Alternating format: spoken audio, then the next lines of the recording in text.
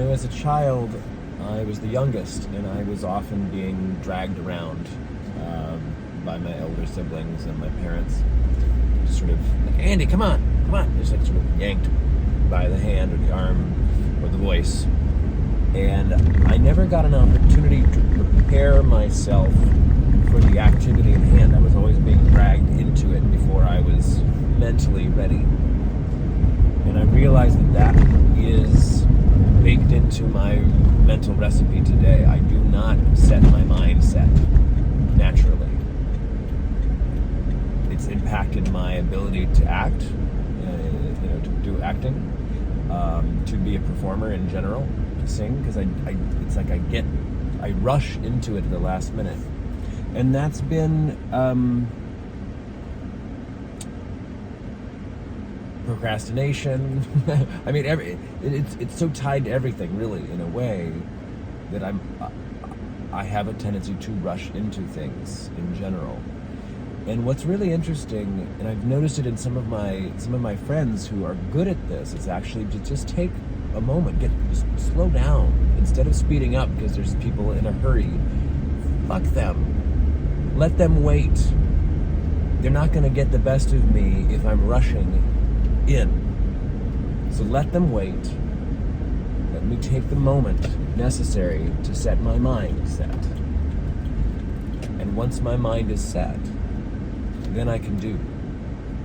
And I recently had an experience where I was completely underprepared for a song. I hadn't memorized the lyrics. I was sort of just reading them at the end, and I was like, I'm not really ready. I'm not ready. And then I said, okay, I'm not ready. And I had faith in my performance ability to just wing it, to figure it out, whatever it takes. And what happened was I got myself into that confident performance mindset. It's like, I'm not looking back. I'm not stopping. I'm not regretting anything I do.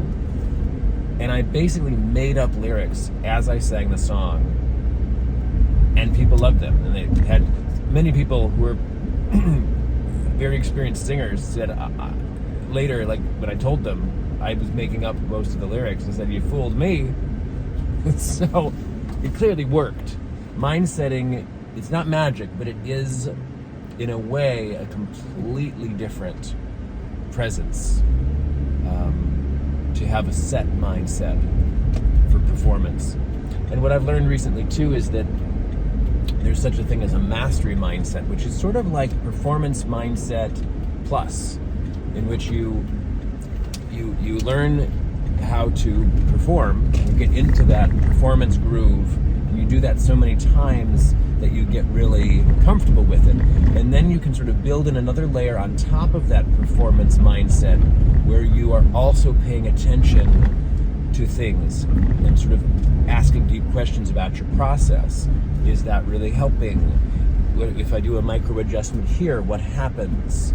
And you sort of continue to evolve your performance through the mastery mindset.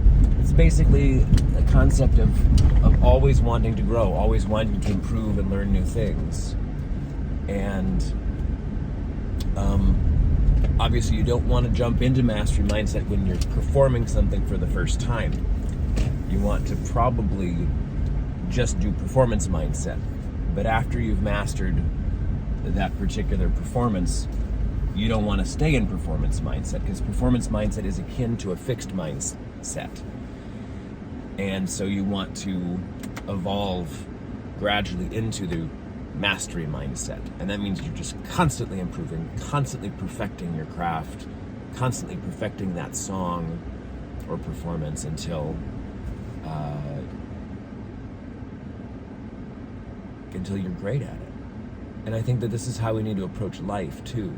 There are moments where we have to perform in life, and there are also moments where we're performing regularly, where we need to build in the mastery mindset so that we continue to have a metacognitive awareness of what we're doing and why, and constantly keep improving it, tweaking it gradually over time, and so that the performance doesn't plateau, it gets better and better and better. because we are growing as human beings. And when we cross-pollinate our understanding from one field to another, that constant growth in all areas, it's the whole ship just keeps moving up. Everything about you improves on many dynamic levels. And that's what mind setting is really about.